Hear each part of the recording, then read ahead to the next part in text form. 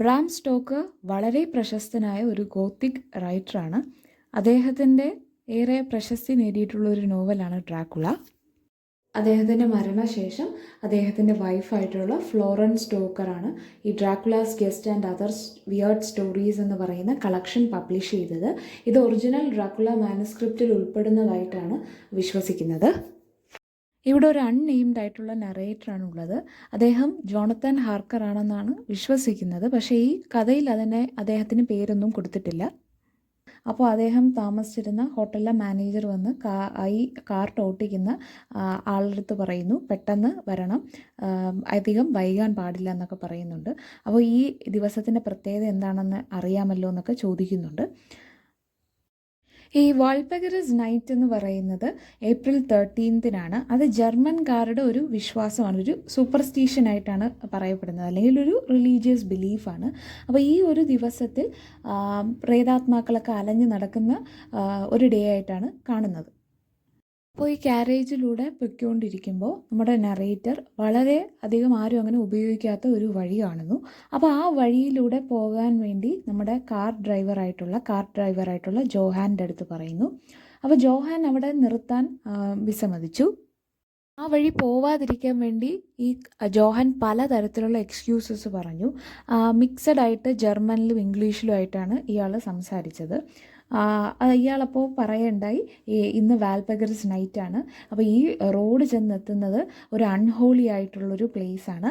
അദ്ദേഹം പറഞ്ഞതനുസരിച്ച് 100 വർഷത്തോളം മുമ്പ് ആ വില്ലേജിൽ അവിടെ ഒരു വില്ലേജ് ഉണ്ടായിരുന്നു.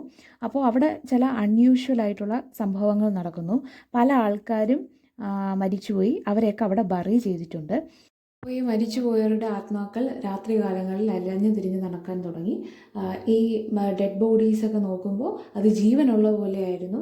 അതുമാത്രമല്ലാതെ ഇവരുടെ ലിപ്സിലൊക്കെ ബ്ലഡ് പുരണ്ടിരിക്കുന്നതായിട്ട് കണ്ടു. അതുകൊണ്ട് തന്നെ ജീവനോടെ ഉണ്ടായിരുന്ന ആൾക്കാരൊക്കെ മറ്റ് സ്ഥലങ്ങളിലേക്ക് മാറി താമസിച്ചു. അപ്പോൾ ഈ സമയത്തൊക്കെ ആ ഹോഴ്സസൊക്കെ വളരെയധികം റെസ്റ്റ്ലെസ് ആയിട്ട് മാറിക്കൊണ്ടിരിക്കുകയായിരുന്നു. അപ്പോൾ ഈ ജോഹാൻ പല രീതിയിൽ അതിനെ സമാധാനിപ്പിക്കാനൊക്കെ ശ്രമിച്ചു. അപ്പോൾ ഇംഗ്ലീഷ്മൻ എന്തായാലും ആ വില്ലേജ് വിസിറ്റ് ചെയ്യണമെന്ന് വിചാരിച്ച് ആ വഴിയിലേക്ക് പോകുന്നു. ജോഹാനെ തിരിച്ച് പറഞ്ഞു വിടുന്നു. റൈറ്റർ നടക്കുന്ന വഴി ഒരു മിസ്റ്റീരിയസ് ആയിട്ടുള്ള ഫിഗറിനെയൊക്കെ കാണുന്നുണ്ട്. പക്ഷേ പെട്ടെന്ന് തന്നെ അത് മാഞ്ഞു പോകുന്നുണ്ട്. അന്തരീക്ഷം പെട്ടെന്ന് മാറി അവിടെ സ്നോ സ്റ്റോമും അതുപോലെ ടണ്ടറും ലൈറ്റ്നിങ്ങും എല്ലാം വന്നു. അപ്പോൾ ഈ ഒരു സാഹചര്യത്തിൽ പെട്ടുപോയ അയാൾ ചുറ്റും നോക്കിയപ്പോഴാണ് അയാളൊരു സെമിത്തേരിയിലായിരുന്നു എന്ന് മനസ്സിലായത്. അപ്പോൾ അവിടെ ഒരു തൂമ്പ് കാണുന്നു, ഒരു ശവകുടീരം കാണുന്നു. ആ ശവകുടീരത്തിൻ്റെ ഡോറിൽ ചില ഇൻസ്ക്രിപ്ഷൻസൊക്കെ ജർമ്മൻ ഭാഷയിൽ എഴുതിയിട്ടുണ്ടായിരുന്നു.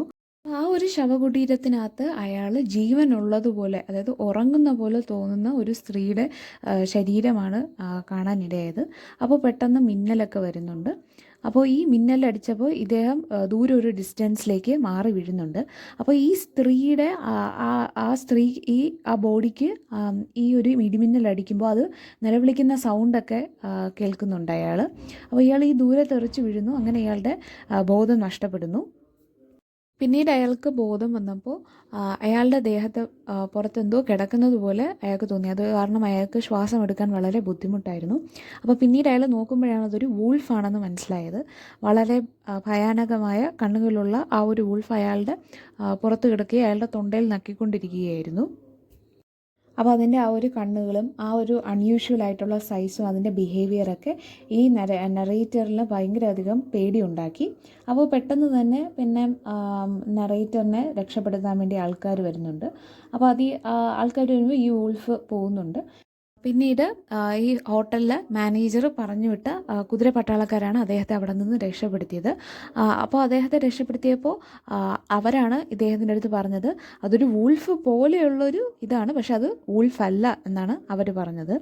അപ്പോൾ പിന്നീട് ഹോട്ടൽ മാനേജർ തനിക്ക് വന്നിരിക്കുന്ന ഒരു ടെലിഗ്രാമിൻ്റെ കാര്യം നറേറ്ററിൻ്റെ അടുത്ത് പറയുന്നുണ്ട്.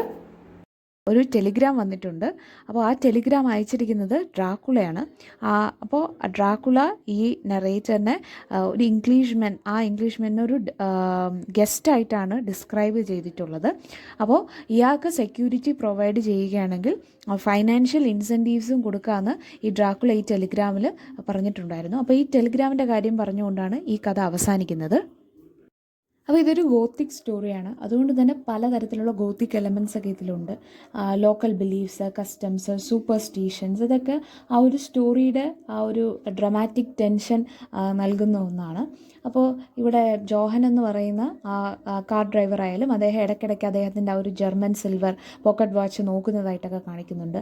പിന്നെ ആ ഒരു രാത്രിയുടെ പ്രത്യേകതയായിട്ട് വാൽപഗറിസ് നൈറ്റ് ആയിട്ട് പറയുന്നത് അതൊക്കെ ജർമ്മൻ കണ്ടെക്സ്റ്റിലെ ഓരോ സൂപ്പർസ്റ്റീഷൻസ് ആണ്. പിന്നെ ഹോഴ്സ് റെസ്റ്റ്ലെസ് ആകുന്ന ആ ഒരു സിറ്റുവേഷൻ. അപ്പോൾ ആൾക്കാർക്കൊരു ബിലീഫ് ഉണ്ടല്ലോ, ഒരു സൂപ്പർ നാച്ചുറൽ അല്ലെങ്കിൽ ഒരു ഈവിൽ പ്രസൻസ് എപ്പോഴും അനിമൽസിനായിരിക്കും സെൻസ് ചെയ്യാൻ കഴിയുന്നത്. അപ്പോൾ അങ്ങനെയുള്ള കാര്യങ്ങൾ. പിന്നീട് ആ ഒരു അൺഹോളി വില്ലേജിനെ കുറിച്ചുള്ള ആ ഒരു കഥ. പിന്നെ ഈ പെർട്ടിക്കുലർ നറേറ്റർ തന്നെ ആ ഒരു അൺഹോളി വില്ലേജിലെത്തുമ്പോൾ അദ്ദേഹത്തിനുണ്ടാകുന്ന എക്സ്പീരിയൻസസ്, ആ ശവകുടീരത്തിൽ എഴുതിയിരിക്കുന്ന ഇൻസ്ക്രിപ്ഷൻസ്, അവിടെ നടന്ന കാര്യങ്ങൾ, പിന്നെ ആ ഒരു വൂൾഫിൻ്റെ പ്രസൻസ്. അപ്പോൾ ഇതെല്ലാം അറ്റ് ലാസ്റ്റ് ഡ്രാക്കുളയുടെ ആ ടെലിഗ്രാം. അപ്പോൾ ഇത് മൊത്തത്തിൽ കുറേ ഗോത്തിക് എലമെൻറ്റ്സ്, ഇങ്ങനെയുള്ള കുറേ ഗോത്തിക് എലമെൻറ്റ്സ് ഈ ഒരു സ്റ്റോറിയിലുണ്ട്. അപ്പോൾ ഇത്രയാണ് ഈ ഒരു ഷോർട്ട് സ്റ്റോറിയുടെ ഒരു സമ്മറി എന്ന് പറയുന്നത്. ഈ വീഡിയോ നിങ്ങൾക്ക് ഇഷ്ടപ്പെട്ടു എന്ന് വിചാരിക്കുന്നു. അപ്പോൾ ഇതുപോലുള്ള വീഡിയോസ് ഇനിയും നിങ്ങൾക്ക് ലഭിക്കുന്നതിനായിട്ട് ഈ ചാനൽ സബ്സ്ക്രൈബ് ചെയ്യുക.